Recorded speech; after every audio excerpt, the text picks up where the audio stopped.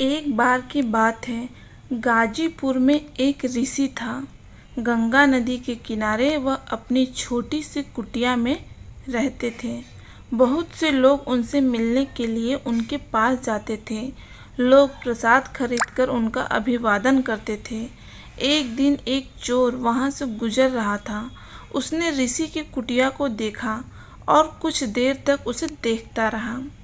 उसने देखा वहाँ चांदी के बहुत से बर्तन थे और सभी उसकी कुटिया के एक कोने में एक छोटी सी जगह में रखे हुए थे।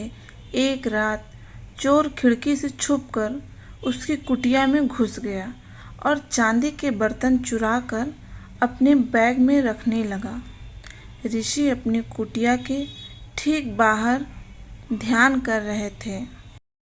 जैसे चोर बर्तन चुरा रहा था, उसने कुछ आवाज़ किया जिसे ऋषि ने सुना।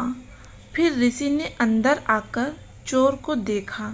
ऋषि को देखकर चोर बहुत डर गया और बर्तनों का बैग वहां छोड़कर चोर वहां से भागने लगा।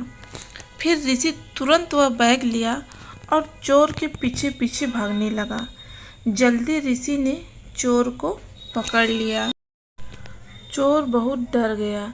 फिर ऋषि ने उनसे कहा, क्यों भाग रहे हो? तुम डरते क्यों हो? अपना बैग पीछे छोड़ दिया। यह लो, ये तुम्हारा बैग है। तुम मेरे साथ आओ, मैं तुम्हें कुछ और दूंगा। ऋषि ने चोर को अपने साथ आने के लिए कहा और चोर को अपना कुटिया में जो कुछ भी था उसे देकर घर भेज दिया। बरसों बाद स्वामी विवेकानंद जी एक तीर्थ यात्रा पर जा रहे थे और उन्होंने देखा कि एक व्यक्ति बहुत ज़्यादा ठंड में रास्ता पर असहाय पड़ा हुआ है। यह देखकर स्वामी विवेकानंद जी ने अपना कंबल निकालकर उस असहाय व्यक्ति को दे दिया। आदमी ने स्वामी जी की ओर देखा और स्वामी जी को उस चोर और ऋषि की कहानी सुनाने लगा।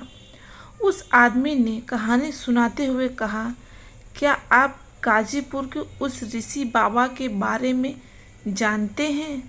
मैं वह चोर हूँ। जिस दिन से ऋषि ने मुझे छुआ, उसी दिन से मेरे जीवन में परिवर्तन आ गया। मैंने चोरी करना छोड़ दिया है और मैंने अपने अतीत में किए गए पापों का प्रायश्चित कर रहा हूँ।